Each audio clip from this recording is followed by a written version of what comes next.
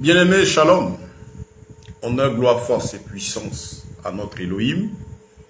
Je suis très heureux d'être là avec vous ce soir encore pour poursuivre notre étude biblique que nous avons entamée et autour de ce grand thème, comment obtenir les bénédictions divines. Nous sommes à la 9e partie. Pour vous dire qu'il y en a 8 autres que nous vous invitons vivement à consulter pour mieux vous aider à avoir le tout de tout ce qui est en train d'être fait. Et donc, nous sommes dans la première grande partie, les bénédictions spirituelles.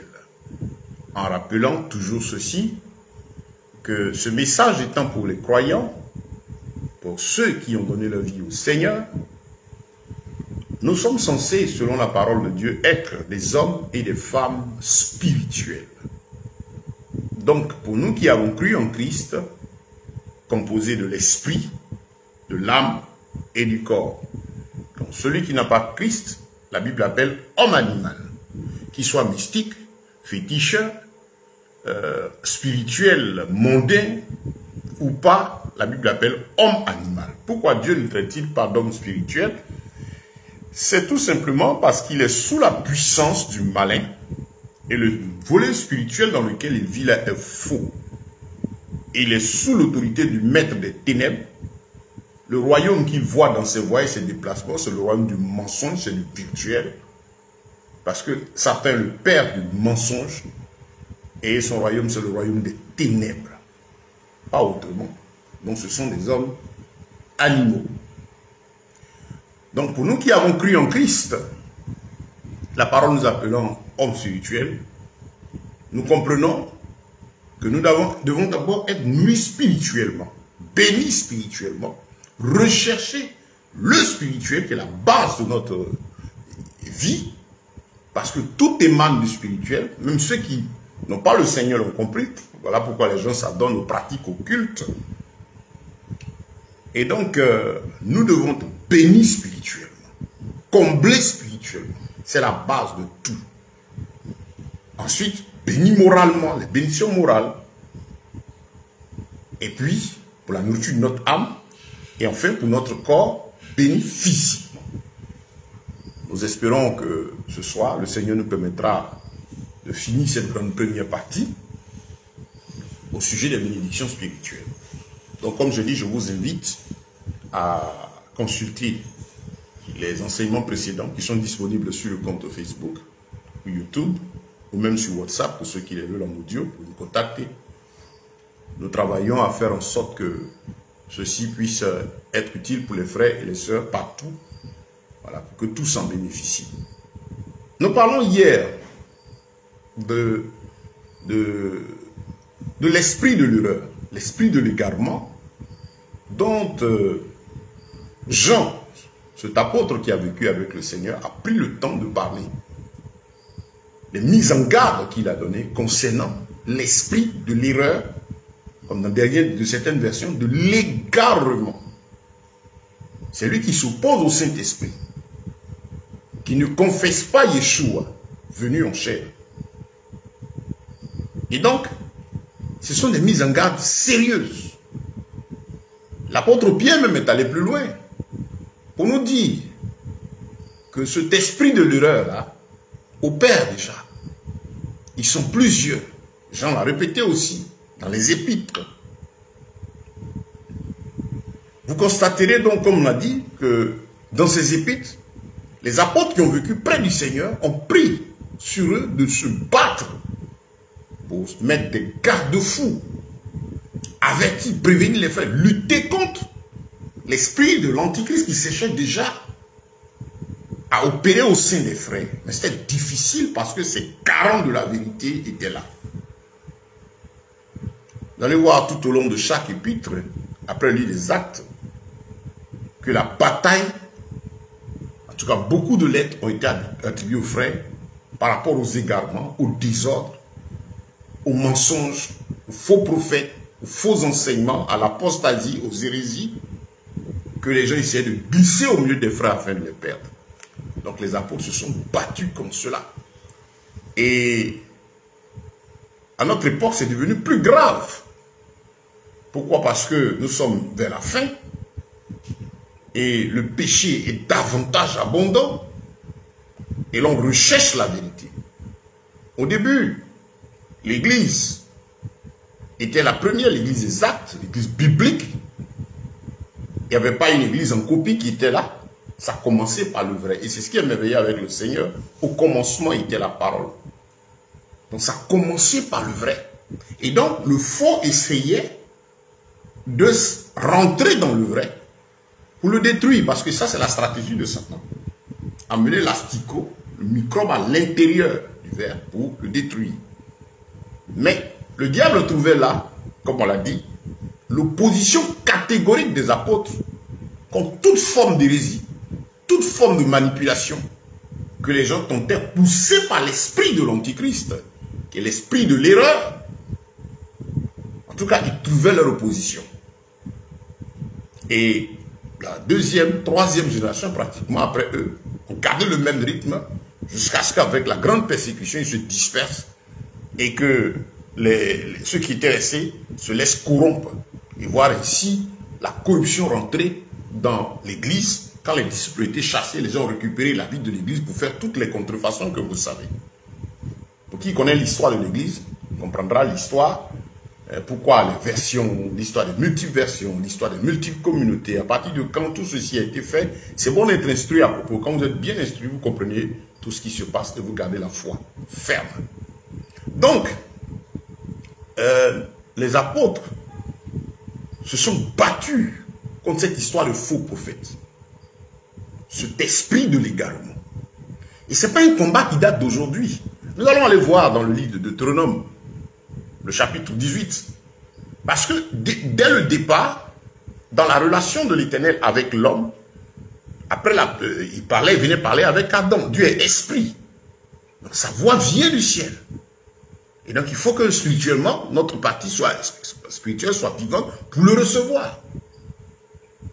Et quand Adam et Ève ont été chassés d'Éden, Dieu n'a pas manqué de continuer de parler avec eux. La grâce de Dieu a continué. Et le Seigneur, qu'est-ce qu'il a fait?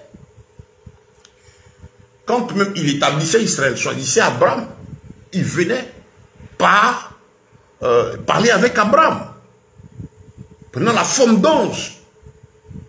Quand Moïse conduisait le peuple, on appelle Moïse prophète qui parlait en face avec l'Éternel. Qu'est-ce que Moïse a prophétisé? Il a rendu la parole de Dieu. Il donnait ce que Dieu a dit. Et c'est comme on l'a vu, c'est que c'est par Moïse que Dieu a porté les tables, les lois qu'il a mis sur, qui parle de la base de la Torah. Et les prophètes, à cette époque, puisqu'Israël n'avait pas de roi, étaient importants dans l'exercice de l'œuvre du Seigneur avec son peuple. Parce qu'il fallait que Dieu leur parle. Et à un moment, vous savez que la voix du Seigneur s'est fait entendre de la montagne. Et le peuple a supplié Moïse pour lui dire, attention, toi va écouter, puis nous on est là. Parce que ça fait peur, on va mourir. Dieu dit, ah, vous avez bien fait. Donc, ce sont des instruments simples, de simples hommes que Dieu en son temps a suscité pour apporter tout ce dont nous avons besoin. Et nous savons que tous les écrits, toute la loi, c'est par ces ministères-là que c'est ce ministère que Dieu a porté sa voix pour permettre ces écrits-là. Les uns, d'une manière ou d'une autre, pour certains, comme David, à un moment, a prophétisé. C'est-à-dire Dieu a utilisé sa bouche pour annoncer des choses qui sont réelles et qui font partie de notre vie aujourd'hui. Donc, ils ont été utiles. Et surtout tout le temps de l'ancienne alliance, où tout le monde n'avait pas accès à la présence du Saint-Esprit, ces instruments étaient très utiles pour rendre la voix de Dieu. Et même encore à cette époque, avant l'effusion de l'Esprit, a dit que le Seigneur déchire le voile du tabernacle pour que tout le monde ait aujourd'hui accès à la présence du Saint-Esprit. Il y avait une bataille qui était menée. Parce que le diable avait aussi ses faux à lui qui étaient toujours plus nombreux que les véritables. Vous verrez tout l'Ancien Testament. que ces véritables points de Dieu, ces véritables instruments que Dieu utilisait pour rendre sa voix au peuple, pour les orienter, les conduire dans sa volonté, étaient toujours combattus. Des gens qui n'avaient pas leur mode de vie comme le peuple voulait. Rejetés. Parce que donnant des paroles qui ne plaisaient pas au roi, au peuple, à tous. Mais il y avait à l'opposé toujours des gens aussi qui se lèvent, ils étaient aussi prophètes. Parce qu'ils n'étaient pas d'accord avec ce que ces personnes faisaient et ils osaient défier Dieu. Donc, dans toute l'ancienne alliance, ces instruments étaient importants pour donner la voix de Dieu qu'il a préparée tout le temps et tous ses écrits on a. C'est pourquoi Pierre a dit que les prophéties de l'écriture ne font pas l'objet d'une interprétation particulière, en tout cas ce qui est le message de Dieu, et que c'est poussé par l'esprit, que chaque instrument a porté la voix de Dieu les uns après les autres. C'était l'esprit qui complétait sa parole jusqu'à ce qu'on ait toute cette forme-là. Donc s'il vient quelqu'un qui se lève, qui dit qu'il est prophète, avec des pratiques qui sortent du cadre de l'écriture, parce que leur attitude c'est quoi? Effrayer, donner l'impression qu'ils sont des hommes spéciaux, ce même caractère que Sédécias et autres, ceux qui sont opposés à Michée et autres là, c'est le même comportement fait peur. Ah le prophète, ah le prophète. Mais c'est qui ici? C'est homme qui accède à la présence de Dieu, en fait le vrai, hein? Comme toi et moi. Regardez dans Deutéronome, le chapitre 18, comment Dieu déjà mettait les garde-fous là. Ce problème toujours avec les faux prophètes. Deutéronome chapitre 18, partie du verset 15. Yahweh ton Elohim te suscitera du milieu de toi, dans tes frères, un prophète comme moi. Ça c'est Moïse qui rend la parole de Dieu. Vous l'écouterez. Selon tout ce que tu as demandé à Yahweh ton Elohim, à Horeb, le jour de l'assemblée, quand tu disais que je n'entende plus la voix de Yahweh, mon Elohim, et que je ne vois plus ce grand feu de peur de mourir. Alors Yahweh me dit, ce qu'ils ont dit est bien. Je leur susciterai un prophète comme toi du milieu de leurs frères. Je mettrai mes paroles dans sa bouche et il leur dira tout ce que je lui ordonnerai. Il arrivera que si un homme n'écoute pas mes paroles qu'il dira à mon nom, je lui en demanderai compte.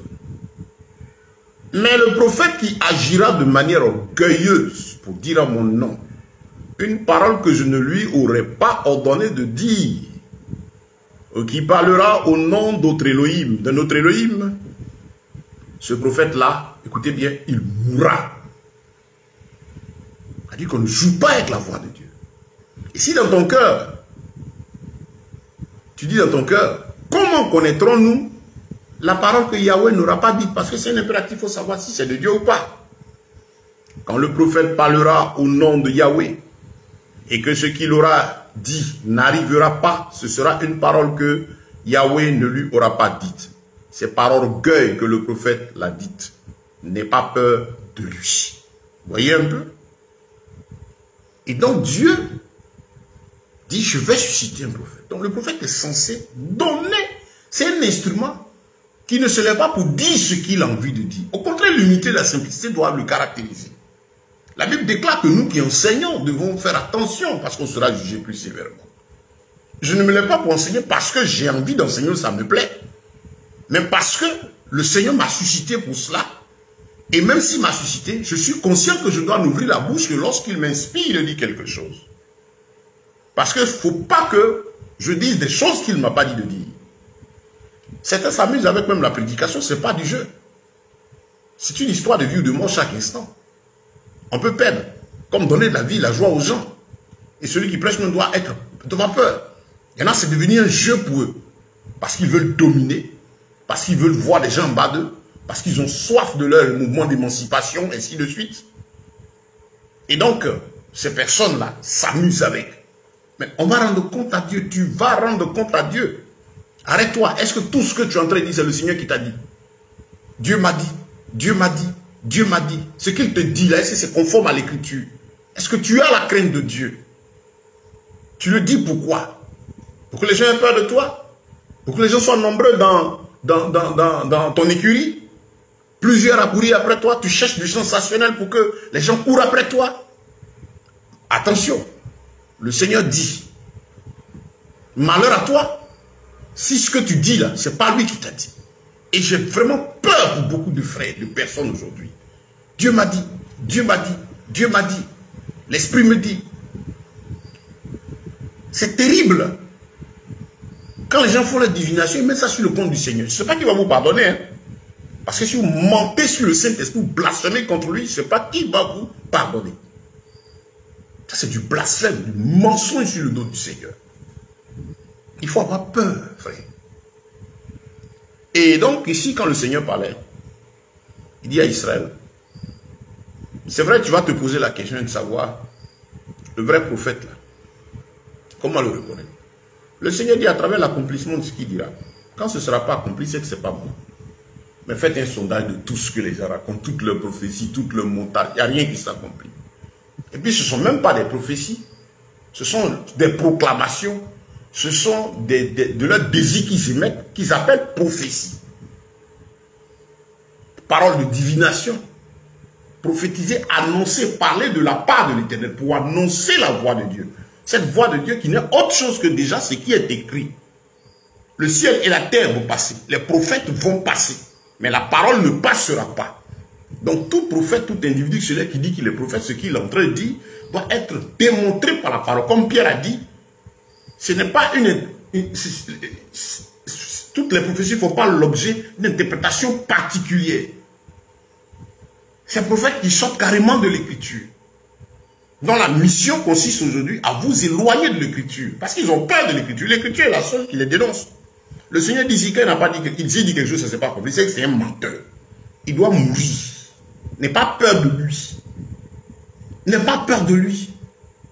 Ici, il parle à mon nom et parle à mon nom alors que c'est poussé par d'autres Elohim, d'autres dieux, d'autres esprits. Le Seigneur dit, n'aie pas peur de lui. Celui-là doit mourir. C'est-à-dire que Dieu ne joue pas avec sa parole. C'est Deutéronome 18, verset 15 à 22. Mais allons voir Deutéronome chapitre 13. Parce que là encore, on est habitué au 18, mais le 13, écoutez bien pour voir ce que le Seigneur a mis là comme garde-fou. Il dit, vous observerez à partir du verset 1 et vous mettrez en pratique tout ce que je vous commande. Vous n'y ajouterez rien et vous n'en retrancherez rien. Frère, ça fait peur. Vous qui prêchez, qui priez, qui faites... Ayez peur, pour vous-même, votre âme. De ne rien ajouter, de ne rien retrancher.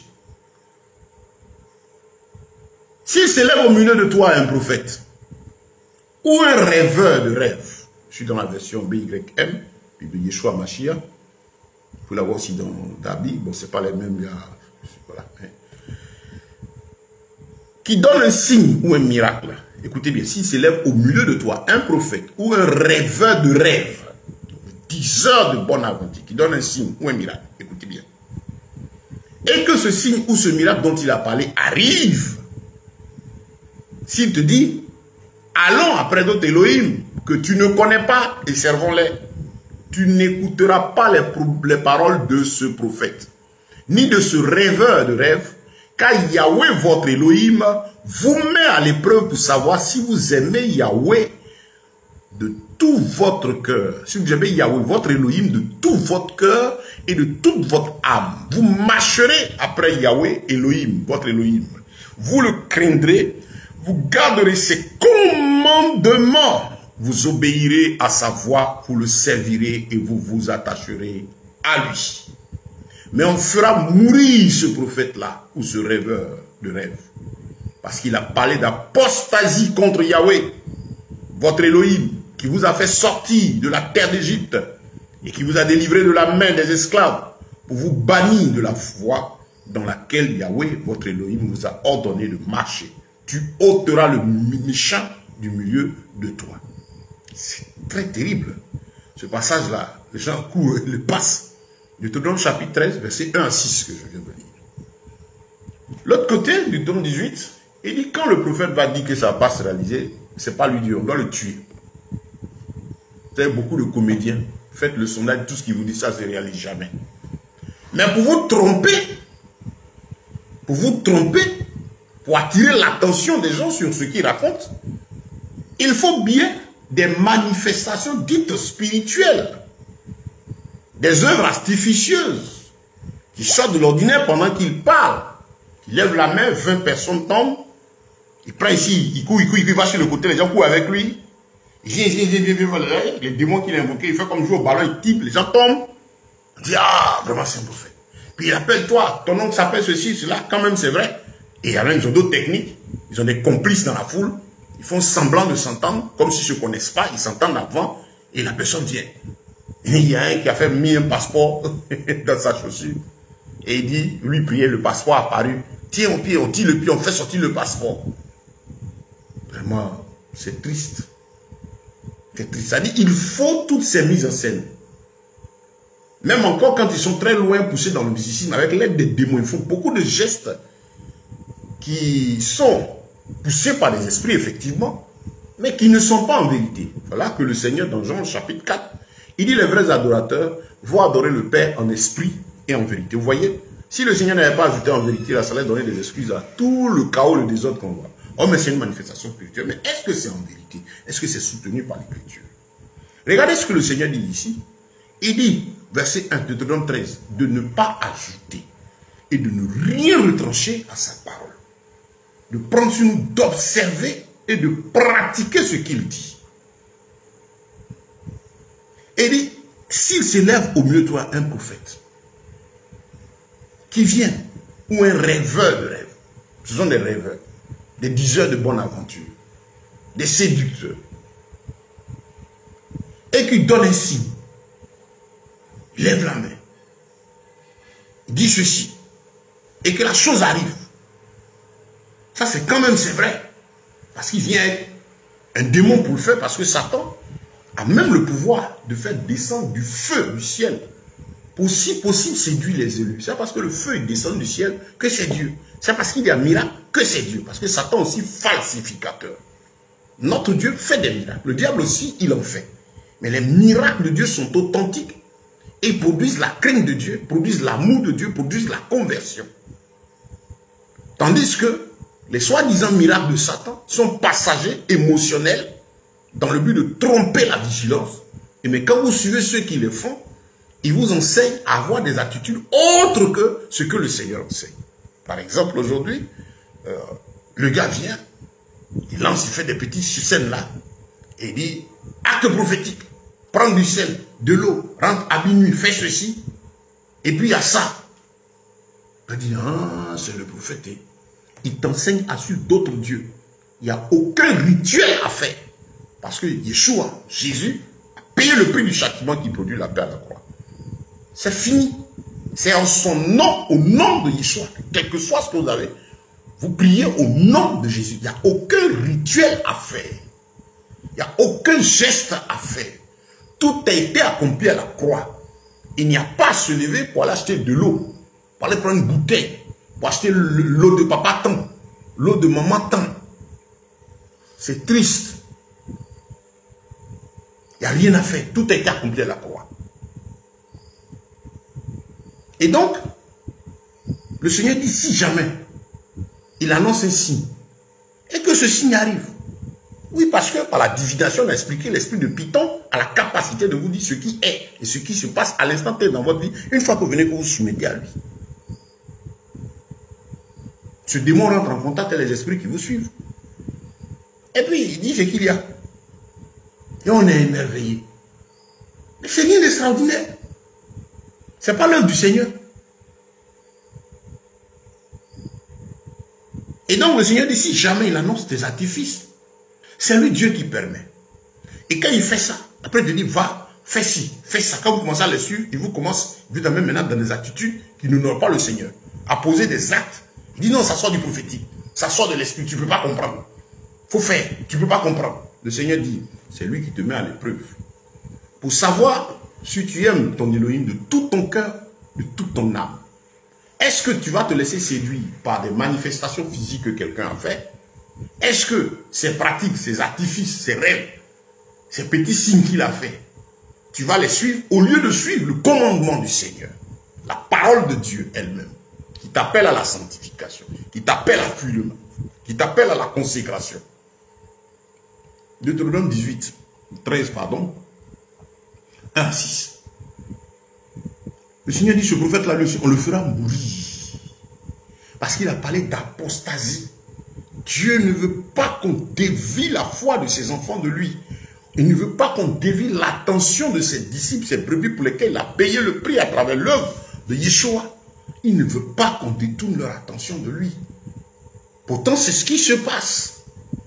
Que le travail de ces faux prophètes, de ces faux docteurs, de cette horde de personnes, malheureusement, qui sont plus nombreux, le travail consiste à tirer les âmes vers elles.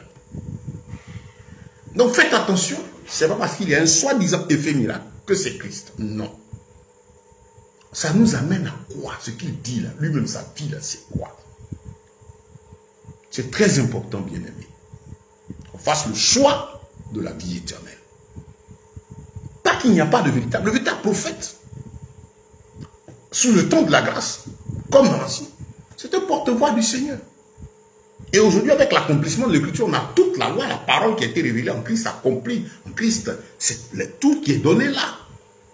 Donc quelqu'un qui prophétise, il ne vient que vous rappeler ce que le Seigneur a dit. Pas autre chose. Pas des actes, pas des actions. C'est pas ça. On dit acte prophétique. Et c'est une complicité entre ceux qui se réclament serviteurs de Dieu aujourd'hui, parce que le système est tellement intéressant, les gens n'ont pas de relation avec Dieu, et ayant peur du volet spirituel, c'est bon pour captiver les esprits faibles, c'est bon pour les tenir, afin qu'ils puissent être là toujours pour assurer l'argent. Dans 2 Pierre, il disait que ces gens trafiqueront de vous par cupidité. Par cupidité. Et comme je dis, c'est triste, parce que c'est toute une organisation autour qui est montée dans le but de défendre l'intérêt d'un groupe d'individus. Dans 2 Pierre. Voilà. Défendre les intérêts d'un groupe d'individus au détriment de la parole de Dieu. Ils s'entendent tellement bien contre les pauvres âmes. Ceux qui sont mal à la famille, qui pensent que leur salut dépend d'un individu au lieu de Christ, se font avoir. On l'a lu hier, 2 Pierre chapitre 1. Mais il y aura au milieu aussi de faux prophètes. Il y a eu de faux prophètes et parmi le peuple, comme il y aura aussi parmi vous de faux docteurs. On dit docteur, faux docteur, de faux docteur. Il est docteur. Ça dit maîtrise son sujet, mais il est faux. Ça dit il a le faux qu'il a la capacité de voiler et de démontrer pour que votre attention soit détournée du Mashiach, du véritable.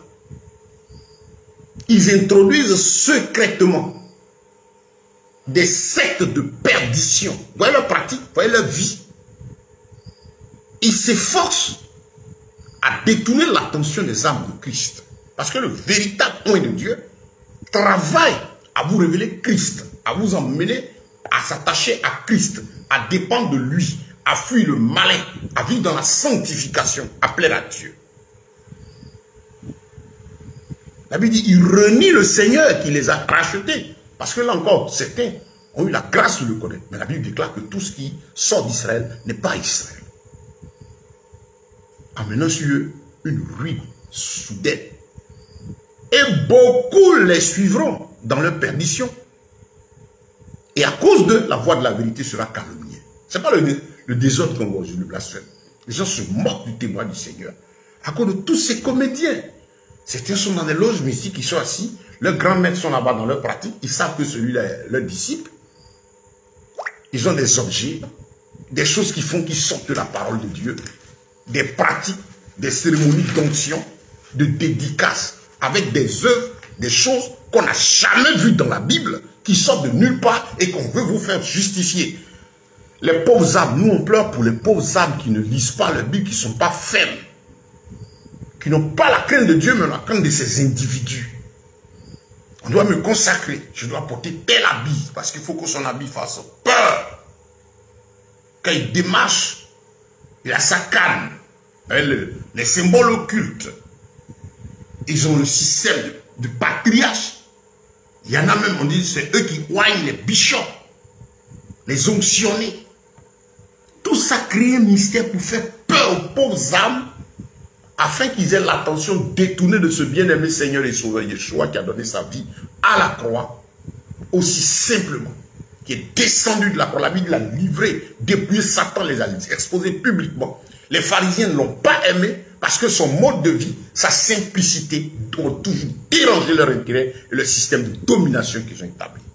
Comme aujourd'hui, s'ils devaient venir reprendre cette œuvre, ce sont ces mêmes personnes qui allaient le pousser, le crucifier, parce que tout ce club, tout ce système établi pour défendre leurs intérêts, pour cacher leurs œuvres, pour que les pauvres âmes soient toujours là, comme Pierre le dit ici, au verset 3, et par cupidité, les pauvres âmes que par cupidité, leur esprit travaille à épuiser financièrement. Parce que c'est ça, il faut maintenir les gens pour avoir l'argent. Ils s'en foutent de vos âmes. Si Christ devait revenir à notre époque, c'est ceux-là, vos patrons, vos chefs-là, c'est qui a le crucifié. Parce qu'il ne viendra pas de cette forme-là. Il n'y a rien de nouveau sous les cieux. La Bible dit, trafiqueront de vous au moyen de paroles fabriquées. Et ça, je reviens encore sur cet élément. Écoutez-les. Ils ne rendent pas la parole. Le Seigneur a dit, voilà ce qui est écrit. Non.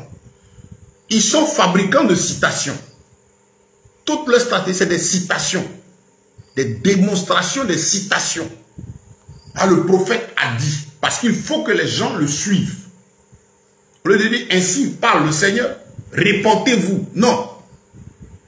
S'il va prendre un thème qui est biblique, qu'il doit toucher, il va faire en sorte que, déformer le truc, pour sortir le mot de la sanctification, quelque chose, il va sortir ça pour qu'on dise qu'il a dit quelque chose. Pour voler la gloire du Seigneur. Ce sont des paroles fabriquées. C'est la seule spécialité maintenant. Écoutez, ils fabriquent. Ils ne prêchent plus. Ils fabriquent des paroles. Des paroles qui poussent l'émotion. Des paroles qui poussent la sensation. Des paroles qui amènent le soulèvement de leurs suiveurs. C'est quoi tout ça? Bien-aimés, le Seigneur attire notre attention sur un fait très important, la vigilance. Oui, ici, l'œuvre de l'esprit consiste à attirer notre attention sur le fait que l'esprit de l'égarement et de l'erreur travaille fortement à perdre. Et donc, si vous suivez cette grande partie, on a dit, sans qu'il faut être rempli du Saint-Esprit. C'est lui qui nous conduira, ce n'est pas quelqu'un. À travers lui, nous saurons comment marcher, agir spirituellement. Et maintenant, c'est important qu'on sache aussi qui s'oppose à lui, l'Antichrist. C'est qu'on a fait un peu tout ce tour d'horizon. Pour que vous puissiez discerner l'opération de ce démon. Il change de forme, il agit, il continue. Il s'adapte aux différentes situations en fonction de votre maturité, de ce que vous savez. C'est comme ça qu'il travaille. Le diable ne se donnera jamais de repos. Il va toujours travailler à nous combattre jusqu'à notre dernier souffle. Parce que tout simplement, il ne veut pas qu'on voit le royaume des cieux. Et donc, il faut faire très attention, dénoncer l'esprit de l'erreur. Quand on en parle, ça énerve par exemple ceux qui vivent dedans, ceux qui se plaisent dedans. Oh, mais il faut dire ceci. Non, depuis l'ancien, le Seigneur a toujours averti contre le faux. Tournant le vrai. On vous dit le vrai, c'est dans l'écriture. Il y a le faux aussi qui est en face. Quand Christ est venu, pendant les 6 de son ministère, il a aussi prévenu contre cela. Monté au ciel, son esprit est descendu, l'église est née. Les apôtres ont pris conscience. Les mêmes serviteurs ont soutenu les frères pour leur dire, voilà la voie à suivre. Mais en même temps, faites attention à ceci. C'est la même chose. C'est la même chose. Dénoncer l'esprit, ce n'est pas s'attaquer à quelqu'un, c'est s'attaquer au diable qui en veut à la vie des gens. Maintenant, ceux qui profitent de ça, ce sont eux qui se plaignent. Notre rôle, c'est de vous dire, retournez à votre Bible. Demandez la plénitude du Saint-Esprit si vous avez cru en Christ, qui vous remplisse, parce que c'est lui qui va vous conduire. Ce n'est pas papa tant, ce n'est pas maman tant. Je ne sais même pas ces inspirations-là. Ça sert à quoi?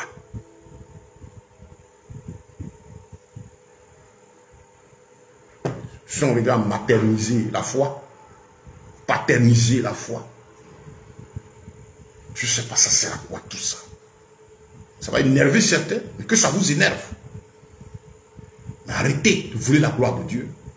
Arrêtez d'emprisonner les âmes sous vos ailes. De donner l'impression que c'est vous qui continuez la vie. Mais regardez le désordre aujourd'hui.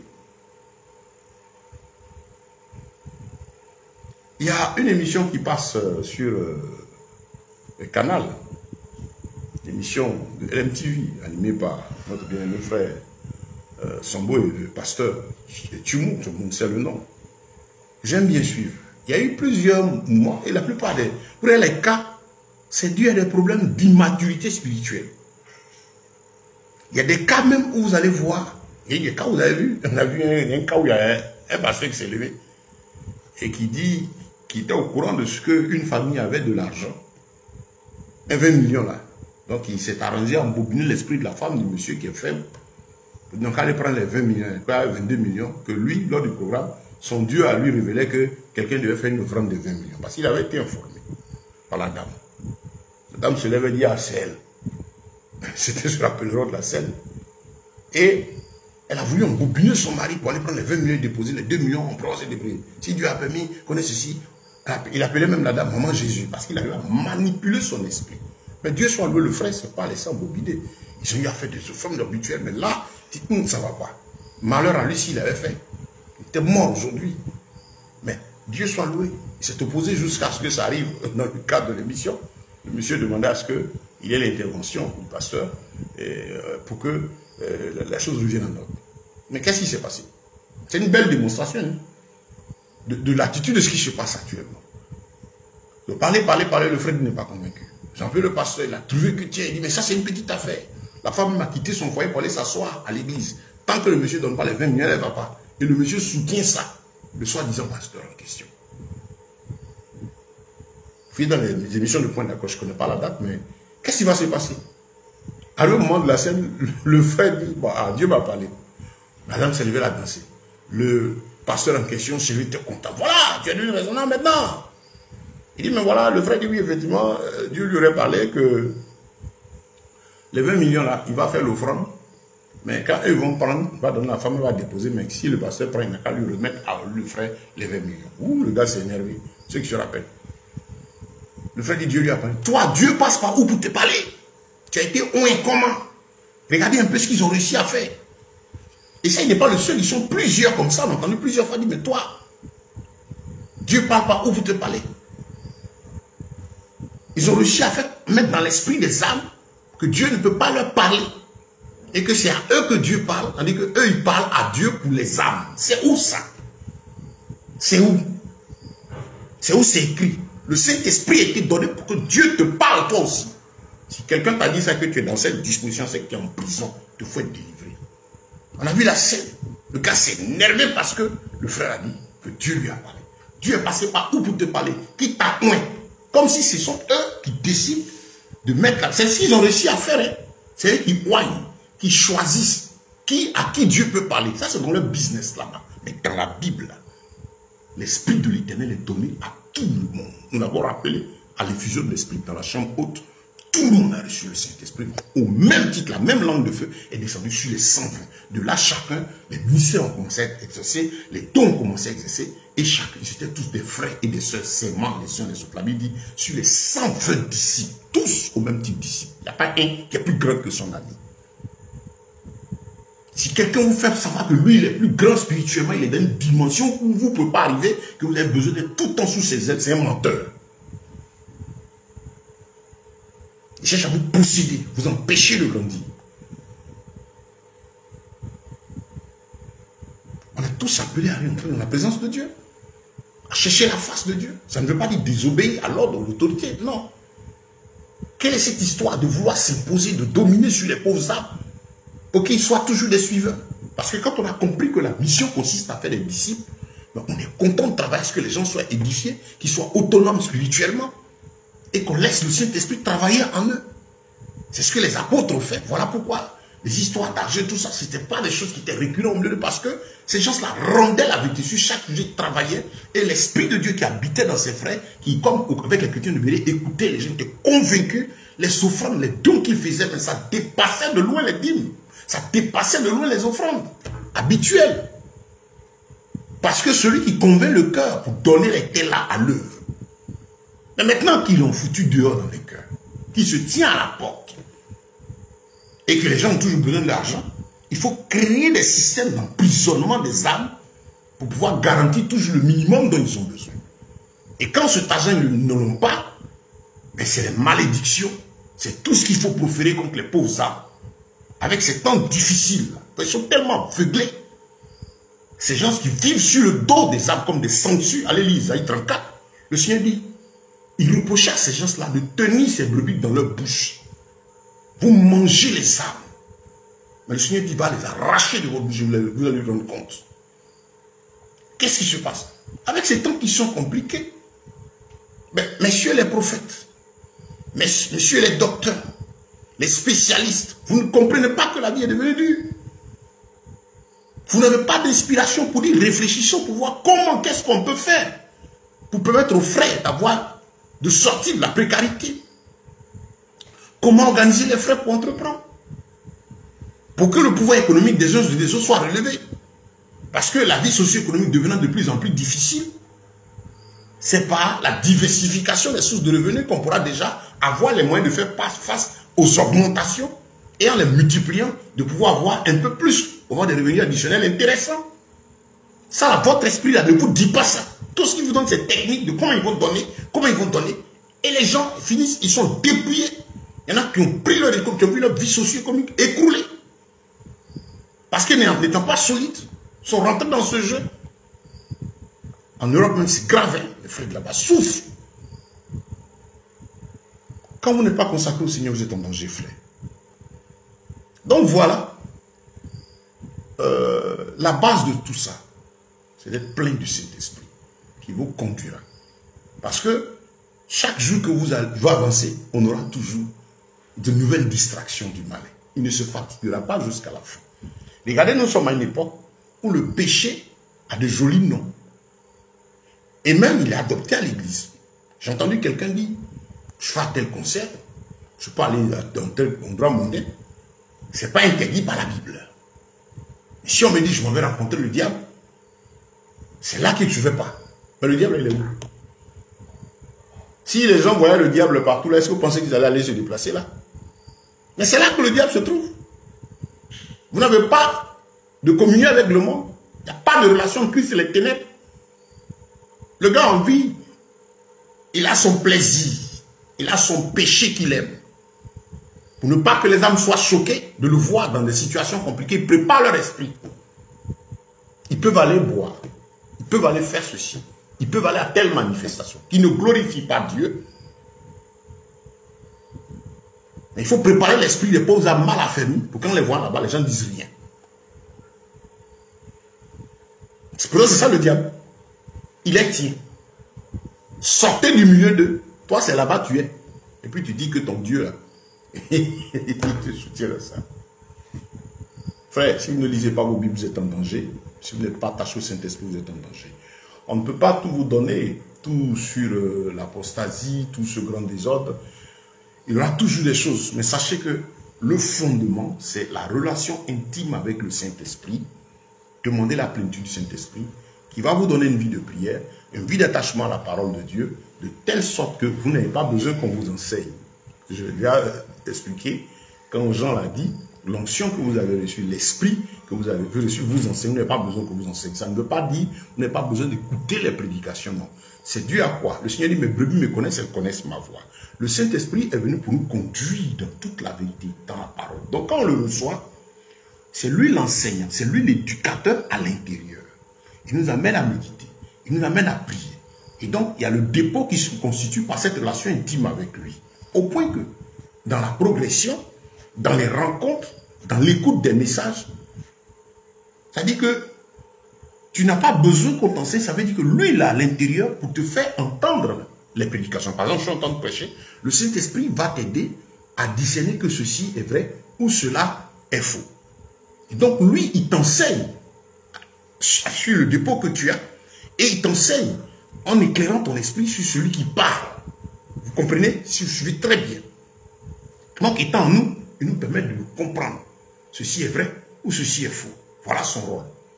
Donc, quand Jean venait d'ici, lui l'enseignant, vous n'avez pas besoin qu'on nous enseigne, c'est par rapport à ces esprits d'égarement qui, eux, voulaient quoi?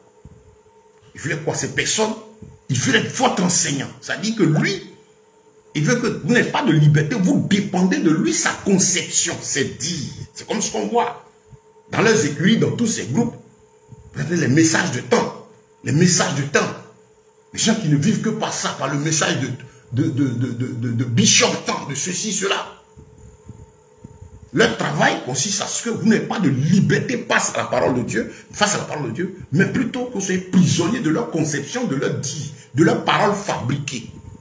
C'est là que Jean dit, vous n'avez pas besoin qu'on vous enseigne, parce que l'Esprit de Dieu, étant en vous, vous permettra de discerner ce qui n'est pas de lui, ce qui est de lui, vous nourrira sur la base de l'Écriture. Si vous avez compris ça, c'est bon.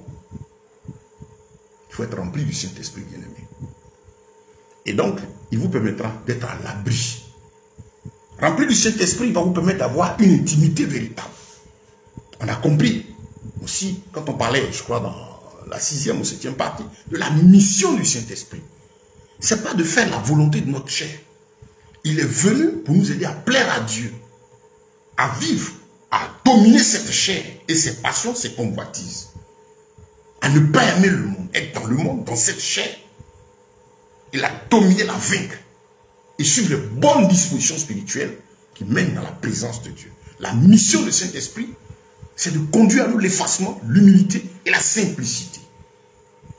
Là où il est, c'est ça. Il y a l'humilité, il y a l'effacement, la simplicité. Il y a l'obéissance totale à la parole de Dieu. Le souci, c'est glorifier Dieu, se battre contre tout ce qui est ténèbres et travailler à ce que Christ soit glorifié. Voilà le rôle du Saint-Esprit. Ce n'est pas se lever. Avec lui, on ne se lève pas pour faire ce qu'on a envie de faire. Je ne me lève pas prêcher parce que j'ai envie de prêcher. Avec lui, je me lève, je parle parce qu'il me met à cœur de parler. S'il ne m'a pas dit de parler, je me tais.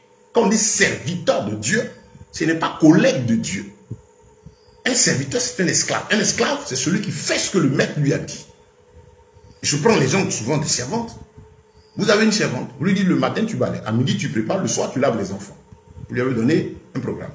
Le matin tu balais, à midi tu prépares, le soir tu laves les enfants. La servante vient et dit non. Voilà les 3 choses qu'on m'a dit de faire, c'est vrai. Le matin, je lave les enfants. Et à midi, je balais. Et puis le soir, je prépare. Elle n'a pas fait votre volonté. Elle est désobéissante. Elle a fait ces 3 choses, mais à sa manière. Non.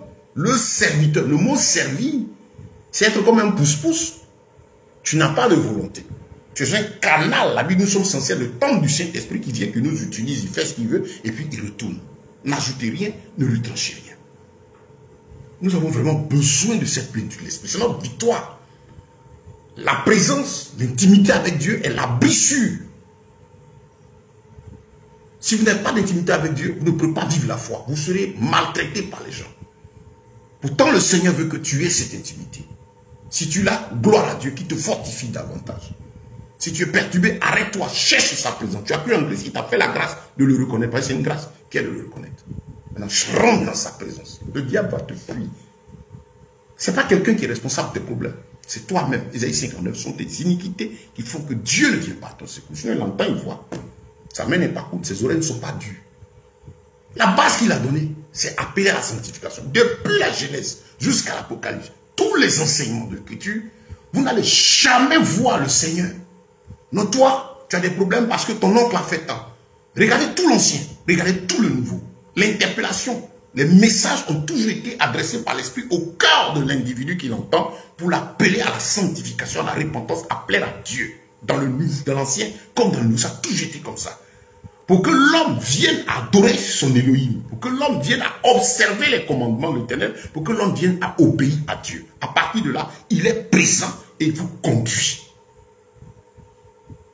C'est la solution au problème spirituel, l'intimité avec Dieu, la conversion profonde. Si vous n'avez pas compris, vous n'avez pas ça. Vous allez voyager de lieu en lieu, passer des temps avec les gens pour vous épuiser. Ceux qui ne vous aiment pas, mais qui aiment votre poche, vont vous utiliser, faire tout ce qu'ils ont à faire. Ils sont là, ils sont nombreux, ils se perfectionnent davantage. Ils ne vivent que de ça. C'est-on entendu la grâce et l'amour de Christ, on choisit de dévier. C'est vrai, tout ce qui sort d'Israël n'est pas Israël. Donc, c'est dans cette première grande partie, l'interpellation du Seigneur, et pour que tu sois rempli, tu aies cette relation intime qui va te permettre de vivre, parce que à chaque mouvement, à chaque moment, à chaque avancée, le séducteur sera là. Lui, il fait son boulot, qui est de te distraire, pas avec le péché du monde autour, mais utilisant ton milieu de foi, avec pour seul objectif de faire de toi une âme qui ne voit pas le royaume des cieux. C'est tout ce que Satan fait là. Ces pauvres frères, je prie pour ces bien-aimés qui ont connu le Seigneur, sont égarés. Que si tu entends que Dieu t'aide, on ne parle même pas des milliers de fidèles, de avoir le temps de 24 000 places. Ce n'est pas ça, ce n'est pas une condition pour le salut. Tu es dans quoi? Tu vas passer ton éternité où? Toi qui as entendu parler de Christ. C'est vrai que tu es annulé par les autorités. Il faut avoir peur. Jésus est l'homme le plus connu de toute l'histoire, mais il n'est pas célèbre. Le démon là, de la divination, l'esprit de l'égarement, lui conduit à la célébrité. Mais Jésus est l'homme le plus connu. La Bible est le livre le plus lu dans le monde entier. Mais il n'est pas célèbre. Être célèbre, c'est être connu et accepté par les hommes. Parce que tu fais ce que tu leur plaît. Tu t'adaptes à la situation. Donc les hommes t'ovationnent. Un enfant de Dieu, dans l'exercice de sa foi, qui va être ovationné, approuvé par des païens qui ne se convertissent pas, mais qui vous approuvent, qui vous aiment dedans. Votre vie n'a pas un impact spirituel sur eux, mais ils trouvent leur plaisir auprès de vous. Vous invitent à des émissions, vous faites des démonstrations, ceci. C'est parce que vous faites les choses conformément à leur plaisir. Vous ne touchez pas à leur péché. Il y a problème, il faut avoir peur de la célébrité. Ne cherchez pas la renommée. Prêchez l'évangile. Fuyez même la célébrité. Fuyez la renommée. Si des païens se mettent à vous acclamer, pas pour se convertir, mais ils se plaisent dans votre compagnie, pendant que vous, si vous êtes senti vraiment dans cette vie de Christ, on n'a pas dit qu'on passe, on parle avec des gens. Moi, je travaille dans le milieu, je suis dans les affaires, je rencontre tout le monde. Mais si je plaise là, avec vous, c'est que vous avez un problème. Votre lumière a été éteinte. Ce sont les ténèbres qui dominent. Les mauvaises compagnies corrompent les bonnes mœurs. On dira, les bonnes mœurs doivent pouvoir avoir un impact sur les mauvaises compagnies pour les amener au salut.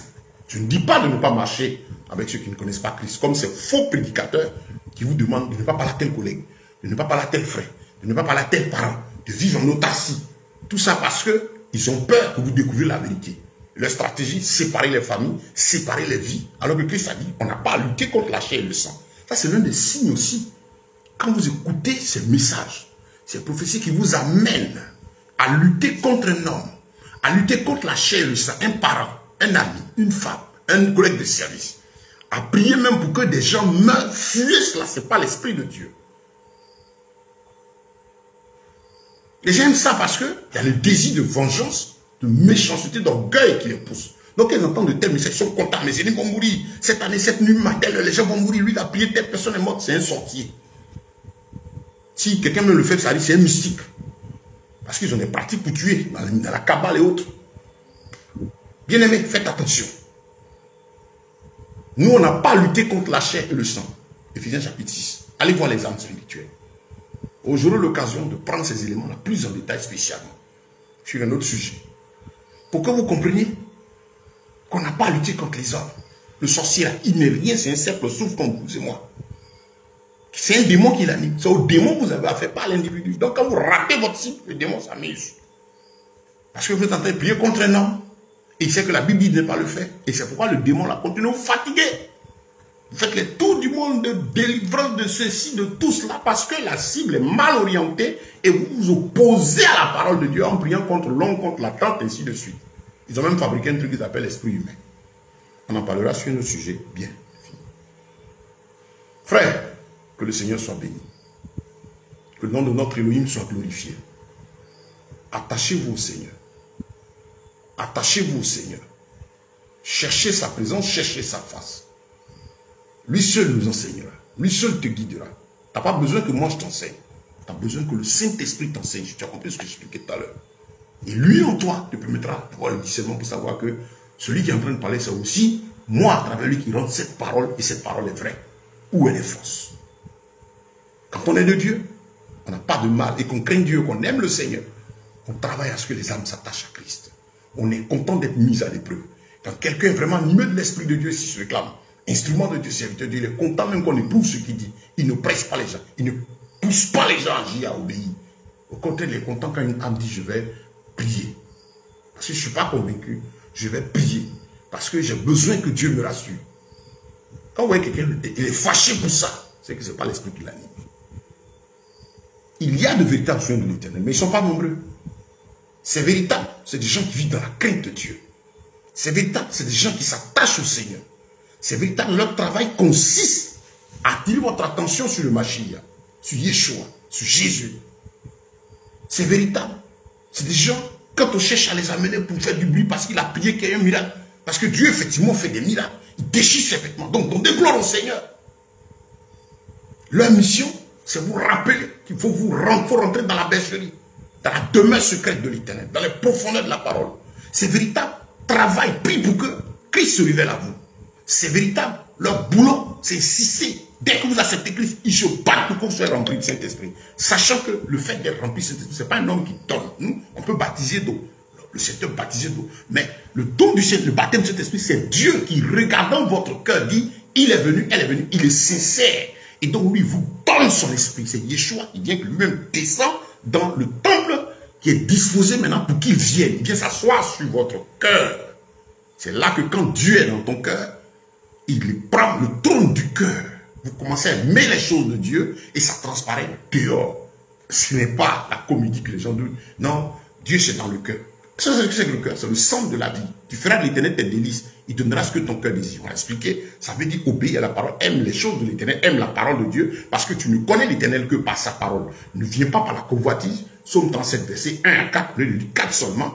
Les garde-fous que Dieu met, alors l'Esprit de Dieu habitera en toi. Il te donnera d'aimer l'Éternel. Comme l'Éternel, c'est tes délices, sa parole, c'est ce que tu aimes, mais tu ne peux que demander ce qui est poussé par l'Éternel. Et le Saint-Esprit te fait comprendre là que le Seigneur dit qui n'exauce que ce qui le glorifie. Ésaïe 55, à partir du verset 8, veille sur sa parole pour l'accomplir. Ce qui est sorti de sa bouche. Dieu dit ce qui est sorti de sa bouche. Quand ce n'est pas sorti de sa bouche, il ne le fait pas. Et le problème se posait déjà avec Isaïe. Les gens se posaient des questions, il y a beaucoup de prophéties, beaucoup de messages. Mais pourquoi ça ne s'accomplissait pas? Et le Seigneur envoie Isaïe pour dire, ce que moi je dis, là, ce qui est sorti de ma bouche, là, moi je veille, quand c'est moi, je veille sur ça. Je travaille à ce que la chose se réalise et amène au succès, ce pourquoi je l'ai envoyé. Donc si les choses ne se réalisent pas, ce n'est pas moi. Ne faites pas de calcul avec Dieu. Ne donnez pas d'excuses à ces menteurs. Il te dit dans 2 mois, ceci, 2 mois, il n'y a pas ça, c'est un menteur. Il te dit à ceci, ça n'arrive pas, il essaie de justifier. Non. N'arrangez pas Dieu. Ce n'est pas aller en opposition à l'individu. C'est une question de vie ou de mort. On en crise parce qu'il s'agit de la vie éternelle. Où vas-tu passer ton éternité? Si tu es conscient que cela est important pour toi, tu ne vas pas jouer à ce que tu entends. Ton problème, ce n'est pas les hommes, ce n'est pas les systèmes, ce n'est pas celui qui est faux. Mais dis à celui-là qui veut t'oppresser, mon frère, je veux voir Yeshua. Je marche pour avoir la vie éternelle. Je veux terminer dans la victoire. Parce qu'on ne va pas nous enterrer ensemble. Vous voyez, le jour du jugement, celui qui te possède ne sera pas là pour te justifier. Celui qui est d'après ta couverture spirituelle, ta généalogie spirituelle, ton ancêtre, ton patriarche, il ne sera pas là pour te défendre ta cause. Même pas sa propre femme, il sera celui aussi. Donc, bien aimé, nous pensons que sur cette première partie, cette première grande partie, c'est-à-dire les bénédictions spirituelles, nous avons reçu le fondement. Rappelle à notre esprit ce que le Seigneur a dit. Je l'ai dit, ce que je suis en train de dire, ce n'est pas quelque chose de nouveau. C'est la Bible qui le dit. Si c'est nouveau pour vous, ça fait un moment que vous êtes dans le Seigneur, ça veut dire que vous ne méditez pas, vous n'étudiez pas, vous ne prenez pas le temps avec le Seigneur. Revenez, commencez à étudier, commencez à prier. Demandez-lui de se réveiller là-haut. Vous serez heureux. Ne laissez pas votre vie dans la main des gens. C'est rien de nouveau. Écoutez, priez. Dieu a ses véritables soins qui travaillent pour lui. Ce n'est pas des gens de spectacle. Ce n'est pas des gens qui font les bruits. Mais quand vous les entendez, vous savez que c'est des porte-voix du Seigneur. Qui fuient les bruits. Qui sont même dans le service, ça fait des dizaines d'années. Et qui servent le maître. Ce n'est pas parce qu'on ne le voit pas sur une affiche, un poster. Moi, mais j'ai peur de ça. J'aime pas ça. On les DJ, ce tata là. On va me dire, oh, c'est les moyens de communication. Quand Yeshua était là, les moyens de communication s'étaient développés. Pourquoi avant d'aller en Judée, ceci n'envoyait pas, aller appeler les griots, faites les affiches, en tout cas, aller faire le même prix de son pour dire j'arrive. Non, il venait toujours comme ça, par effet de surprise, et il faisait ses actes, et la foule sortait, le nom de notre Père était glorifié. C'est la même chose aujourd'hui. Il faut prendre des positions. Il y en a qui font comme s'ils sont un dessus. C'est du n'importe quoi. Quelle différence y a-t-il entre vous et les ténèbres? Vous avez besoin de ça? Allez chercher à comprendre.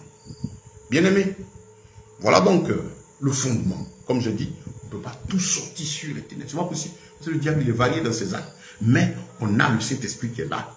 Quand ça, les coups arrivent, il dit, ouais, ça c'est ça. Ça c'est ça. Et c'est ce que le Seigneur veut aujourd'hui pour toi qui suis déjà ce message. Je vous exhorte à les reprendre depuis le niveau 1. La première étude, la première partie, jusqu'à cette 9e partie, pour avoir le tout. Pourquoi? C'est la bénédiction spirituelle. C'est plénitude maintenant. C'est la base. On a dit, comment obtenir les bénédictions? Ici, voyez, on a parlé d'accepter Yeshua, pour nous qui l'avons déjà fait, d'être remplis du Saint-Esprit, d'avoir l'approbation divine. On a dit que le don du Saint-Esprit, c'est le Seigneur qui le fait, ce n'est pas l'homme qui donne. Si quelqu'un t'a dit qu'il t'a fait recevoir un esprit, quel est le fruit que ça produit en toi? C'est parce que tu parles en langue que ça veut dire que tu as reçu le Saint-Esprit. Il y a beaucoup de vide. Parler en langue, effectivement, c'est l'un des signes de la présence de l'Esprit. Mais pour voir effectivement quelqu'un a reçu l'Esprit, c'est ce qu'il produit en toi. Galates 5, verset 22. Et le Saint-Esprit, pour le recevoir, ça peut se passer avant même le baptême d'eau, comme il y a eu des cas. Et le plus souvent, après. Le baptême pour la repentance, le pardon, la rémission des péchés. Et le don du Saint-Esprit maintenant pour vivre la vie de Dieu au détriment de la chair et résister à ce monde. Je ne sais pas si vous comprenez. Et c'est Dieu qui regarde, c'est lui qui donne le Saint-Esprit. Si tu n'as pas encore reçu, ça dépend des motifs de ton cœur. Sur quelle base tu es venu au Seigneur. Le Seigneur peut mettre son esprit dans un canal souillé, dans quelqu'un qui est hypocrite. Vous avez vu quelqu'un qui dit, lui, il s'est engagé, on l'a trompé, mais lui, il devient sataniste. Il n'a pas reçu l'Esprit de Dieu. Dieu connaissait son cœur. Tu es venu dans la présence de Dieu, c'est pourquoi. C'est lui qui donne le Saint-Esprit. On ne force pas. Ce n'est pas quelqu'un qui prie pour que tu aies le Saint-Esprit. Il peut être un instrument que Dieu utilise pour ça. Comme le Saint-Esprit peut te trouver à la maison. Mais il regarde. Là-bas, c'est quoi? Le Seigneur regarde ton cœur, c'est lui qui vient. Le Saint-Esprit, ce n'est pas une entité comme ça qu'on prend, qu'on dépose. C'est le Seigneur Yeshua en esprit. C'est lui qui descend. Il descend dans le canal disposé. Il dit, j'approuve, je suis d'accord, je sais que tu m'as accepté. Puis lui-même, il descend. Il est vivant, c'est un personnage vivant, il parle, il s'exprime, il ouvre l'intelligence, il donne la force de fuir le mal, il produit en nous la nouvelle naissance, il fait fuir l'iniquité, il donne la joie, tu sens qu'il y a une nouvelle vie qui commence. C'est un personnage vivant, cet esprit, c'est Yeshua, c'est pas du jeu. C'est pas quelqu'un qui s'est levé là, boum, puis c'est pas le Saint-Esprit. Les gens distribuent des trucs bizarres. La vie des gens ne change pas. Et puis il faut qu'ils reviennent encore. Parce qu'ils sont derrière le distributeur d'onction. De quoi? De démons qui donnent aux gens. Qui ne les transforment pas. Qui les rendent misérables et malheureux. Et après, ces personnes vont aller blasphémer contre le Seigneur. Ah, je suis rentré ici. Je suis rentré là. Non, tu es tombé sur le mauvais instrument. Mais gloire soit rendue à Dieu. Le Seigneur permet que la vérité sorte à toi pour te dire, te tends encore la main. C'est possible de vivre sa présence, bien-aimé. Et de là, je peux aborder cette dernière partie qui est la bénédiction morale, qui est tout simplement le fait, ça on appelle comme la bénédiction divine, donc on a dit en esprit, la bénédiction spirituelle, c'est-à-dire recevoir, accepter les choses de Dieu, on les entend, on les reçoit. Maintenant, pour que ça commence à produire, pour que ça commence à vivre, ça commence à se dérouler, que l'esprit commence à travailler, que l'esprit commence à agir, à nous transformer, nous rendre forts moralement, nous mettre dans les dispositions qu'il faut. Qu'est-ce qu'il faut? C'est l'obéissance à la parole. Deuxième disposition, les bénédictions morales. Morale, c'est mon âme. Quand ton âme exécute ce qu'il reçoit de l'esprit, l'âme liée au cœur, j'entends, j'ai vu, je vois, voilà, il me dit de faire. Mais est-ce que j'obéis? Le Seigneur dit, celui qui m'aime, il garde ses commandements. Celui qui garde les commandements, le Père et moi, nous viendrons nous faire donc demeure chez lui. Donc voilà, par exemple, tout ce qui était dit, que tu entends. Mais qu'est-ce que tu en fais? Si tu obéis, tu verras les conséquences morales. Si tu obéis, tu verras la conséquence morale de cela. Des gens auxquels Dieu a dans l'esprit, il entend que le Seigneur dit, je pleure par exemple pour nos sœurs qui sont attachées aux artifices, qui ne sont plus naturels. Ils disent que Dieu serait dans leur cœur. On nous a expliqué. Le Seigneur dans ton cœur, le cœur semble la vie, là, le Saint-Esprit descend, il les met de ton cœur. Tu vas fuir ces choses. Tu vas fuir ces choses. Mais si ce n'est pas lui, c'est là que tu peux avoir ton Dieu dans un certain cœur. Et puis tu vis dans le péché. Ne regardez pas l'apparence, mais regardez, c'est dans le cœur. Le cœur, le sang de la vie, où le Saint-Esprit parle de ton âme, là, des décisions. Là. C'est que le Seigneur n'est pas dans ta vie. Il n'est pas dans ton cœur, il n'est pas le maître de ta vie, il n'est pas ta vie. La Bible dit, il ne partage pas sa gloire avec quelqu'un. Donc, bien aimé, la deuxième, la punition morale, ça dit pour que ton âme soit heureuse, ton esprit, ta force grandisse davantage, il faut obéir à ce que le Seigneur dit. Il faut obéir aux ordres du Seigneur. Il faut obéir. Si tu n'obéis pas, ça ne sert à rien tout ça. Tu dis, mets-toi devant lui, cherche ma présence, il te faut le Saint-Esprit. Tu ne veux pas obéir, tu veux pas payer. Tu veux quoi? Tu as à cœur de jeûner un seul. Tu sens le besoin de le faire. Va le faire. Tu ne fais pas. Qu'est-ce que tu veux? Tu ne pries pas. Tu ne médites pas. Comment vas-tu grandir? Comment est-ce que le dépôt va se former en toi? Médite ce livre de la loi jour et nuit pour agir fidèlement selon tout ce qui est écrit. C'est un travail. Chaque jour, jour et nuit, méditer. Ça aide à constituer le dépôt. Mais si tu ne médites pas, tu n'approches pas de la parole, comment avanceras-tu? Comment connaîtras-tu les voies du Seigneur? C'est là que ton esprit est à la merci de tout vent de doctrine. Reconnaissez ceci. Les bénédictions sont la conséquence de l'obéissance et de la soumission à Dieu. Premièrement, comme on a vu, le fait d'accepter Christ, c'est une grâce à lui-même qui ouvre notre esprit, on vient en lui. Et comme on l'accepte, il vient. Maintenant, il s'agit d'être d'accord de l'accepter. Parce que quand on dit avoir Jésus comme Seigneur et Sauveur, ça veut dire beaucoup. Hein. Je le connais comme mon Sauveur. Beaucoup l'ont comme Sauveur parce qu'il a fait la grâce d'ouvrir notre esprit. Il nous a sauvé de la puissance du péché. Il a accompli l'œuvre pour nous tous. Mais il ouvre ton intelligence, tu réalises ce fait. Il t'a sauvé, il est ton Sauveur. Mais est-ce qu'il est ton Seigneur? Est-ce que Jésus est ton Seigneur? Yeshua, il est ton Seigneur? Grande question. Ça veut dire Seigneur, ça veut dire qu'il domine, il règne dans ta vie. Il est ton roi, toi tu es sujet. C'est sa volonté qui se fait. Est-ce que c'est le cas chez toi? Donc beaucoup n'ont pas Christ comme Seigneur. À tous ceux qui l'ont reçu, on dit recevoir Christ, c'est être d'accord pour suivre sa parole. Est-ce que tu es d'accord pour lui obéir? Tu ne l'as pas reçu. Tu l'as reconnu, tu l'as entendu, tu l'as vu, tu as fait la grâce, tu as touché, tu t'as appelé, mais tu ne veux pas le recevoir. Tu ne veux pas obéir à ce qu'il dit. Il faut maintenant avoir la disposition du cœur pour dire, je veux lui obéir. Et la Bible dit que la désobéissance, dans Samuel 15, quand Samuel avait fait sa bêtise, vous avez plein d'exemples pour dire que Dieu n'aime pas la désobéissance. L'Esprit de Dieu n'aime pas la désobéissance. Il n'aime pas la désobéissance. Et quand vous désobéissez, mais qui va vous instruire? Et comme il fait la grâce à tout le monde de goûter, si vous restez dans l'endurcissement, pour ne pas vous soumettre, vous allez voir que l'Esprit va vous quitter. Et quand c'est comme ça, le diable vient prendre sa place. Arrangez vos vies. La Bible dit recherchez la sanctification sans laquelle nul ne verra le Père. Vous avez des gens aujourd'hui qui vous disent non, vous n'avez pas besoin de tirer, si c'est un péché, tu seras sauvé. Celui qui vous dit ça, il a ses péchés, il cache, il vit dedans. Et comme il sait qu'il ne sera pas sauvé, il vous tient aussi dans son ignorance. C'est la parole de Dieu qui appelle la sanctification. Travaillez à votre salut avec crainte et tremblement. Lisez les épîtres, lisez les oracles du Seigneur. Et vous comprendrez tout. Vous avez tout dans la Bible. Tous les modèles, tout ce que vous avez besoin de savoir est dans votre Bible. Si vous ne la lisez pas, vous ne la méditez pas. Les prières ne sont pas des potions magiques. Non. Tu peux prier puis Dieu ne va pas t'exaucer. Tu peux même jeûner, Dieu ne va pas t'exaucer. Parce que ce qu'il te demande, si ça ne glorifie, ce que tu demandes, si ça ne glorifie pas, il ne le fera pas. Et là, le diable à côté pour forcer certaines choses. C'est là que vous allez trouver des prédications, des techniques. Non, tu veux avoir l'argent.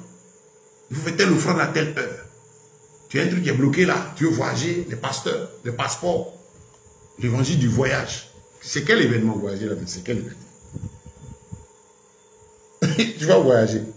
Moi, je ne vois pas ce à quoi ça ressemble. Il y en a qui aiment ça. Parce que tu vas te donner un désir. Tu vas voyager, tu vas te marier. C'est quel événement? Quel est cet événement? Mais si ce que je fais m'impose de me déplacer d'un point A par un car, je vais par le car par un taxi, je vais par le car. Si j'ai une voiture, je vais. Si j'ai d'un pays à l'autre, c'est par un avion. J'y vais. Qu'est-ce qui est spécial dedans? Que toute la gloire revienne au Seigneur. Donc nous abonnons cette deuxième partie, qui est la bénédiction morale. Mais cette bénédiction morale, c'est en fait, c'est la conséquence de l'obéissance à ce que l'Esprit de Dieu qui est descendu à nous, qui nous a donné, nous dit de faire. Si je suis d'accord, alors la vie commence. Parce que de mon système, de mon moral, partent les décisions. Ce que j'ai à faire au plan humain, au plan physique, les actes que j'ai à poser, partent de mon centre de décision qui est mon âme. Alors que moi étant enfant de Dieu, mon esprit étant ouvert vers le Créateur, je me nourris de la voix de Dieu qui vient, qui m'instruit. Et comme mon âme choisit d'obéir à ce qu'il dit, alors j'agis en fonction de ce qu'il dit et pas en fonction de l'émotion. Le mondain qui n'a pas Christ, son âme a des désirs, mais il est poussé par la chair. Et comme il n'y a pas de vie spirituelle en lui, il agit, son âme a des désirs qui ne sont pas satisfaits. Il est poussé par la chair, il est oppressé par les milieux dehors. Comme nous aussi nous sommes oppressés physiquement, mais la différence entre nous et celui qui n'a pas Christ, c'est qu'on a le Saint-Esprit qui nous aide à résister à cette chair-là et la canaliser. Donc, bien aimés, nous abordons la deuxième grande partie, comment obtenir les bénédictions morales. On a dit simplement obéir. Et certainement, on va démarrer la troisième partie, peut-être demain aussi, parce que là, il s'agit simplement de l'obéissance. Apprenez à obéir à Dieu. Apprenez à mettre en pratique les oracles du Seigneur. Comprenez combien il est important de faire la volonté de Dieu et non notre volonté. Choisir la volonté de Dieu. Aimer la volonté de Dieu. Parce que c'est pour cela que le Saint-Esprit est venu. Il n'est pas venu faire ce que nous on veut. Si quelqu'un vous dit ça, c'est un menteur. Il est venu pour faire pour qu'on nous conduise dans toute la volonté du Seigneur. Et c'est Yeshua, le Maître, présent en nous par son esprit. Il continue son œuvre. On nous conduit jusque dans l'éternité auprès de lui. Bien aimé, que Dieu vous bénisse. Que sa grâce et ses faveurs vous soient multipliées. Je vous invite à suivre ces études. Nous sommes à la 9e partie. Sur mon compte, vous avez toutes les vidéos. Vous remontez peut-être dans mes publications. Vous allez voir que pas plus tard que hier, ou je crois ce matin, j'ai publié déjà les 8 premières parties. Je vais encore ajouter la 9e qui est fait ce soir. Disponible donc sur le compte Facebook. Et puis aussi sur le compte WhatsApp. Et puis en audio sur WhatsApp. Et puis le compte YouTube. Parce que quand je finis, je l'enregistre, je télécharge et puis je mets sur YouTube. Objectif permettre à tout le monde de suivre la série. Mais prenez sur vous dessus, vous comprendrez. C'est pour notre bonheur. Parce qu'on veut être pleinement béni. Et le béni en question. Moi, mon béni, c'est voir Yeshua dans le royaume des cieux.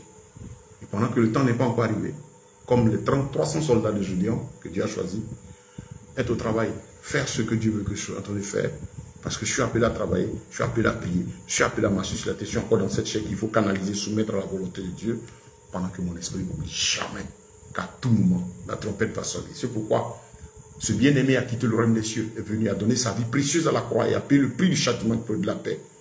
Cette œuvre-là merveilleuse va se produire. Le ciel et la terre vont passer et ce vif désir, c'est le voir dans sa gloire.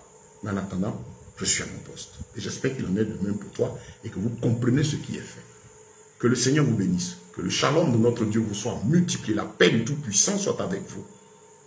Passez le message à d'autres. Si ça vous fait du bien, gloire à Dieu. Si ça vous fait du mal aussi, comprenez que la parole de Dieu n'est pas faite pour vous plaire. Prêcher, ce n'est pas plaire à quelqu'un, c'est dire ce que Dieu dit. Beaucoup de choses peuvent choquer, mais si ça choque, c'est déjà bon. Quand ça vous choque, ne le jetez pas. Prenez le temps de vous arrêter, de prier puis de chercher la face de Dieu. Moi, je ne vous connais pas.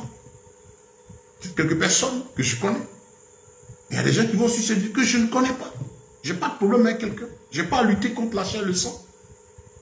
Je viens porter la voix de mon maître. À vous d'écouter, est-ce que c'est Dieu? Si vous y croyez, gloire à Dieu. Si vous n'y croyez pas, gloire à Dieu. Mon Jésus n'est pas qu'on croit en moi, c'est qu'on croit en ce que le Seigneur dit. Et je suis content. Je dis, Seigneur, je te bénis. J'ai fait ma part. Tu m'as dit de dire, j'ai dit. Tu m'as d'aborder cette étude, je suis dedans. Que le nom du Seigneur soit béni. Merci à vous tous qui nous suivez en direct. Et tous ceux qui suivront, n'hésitez pas. Je mettrai mon contact juste après la vidéo.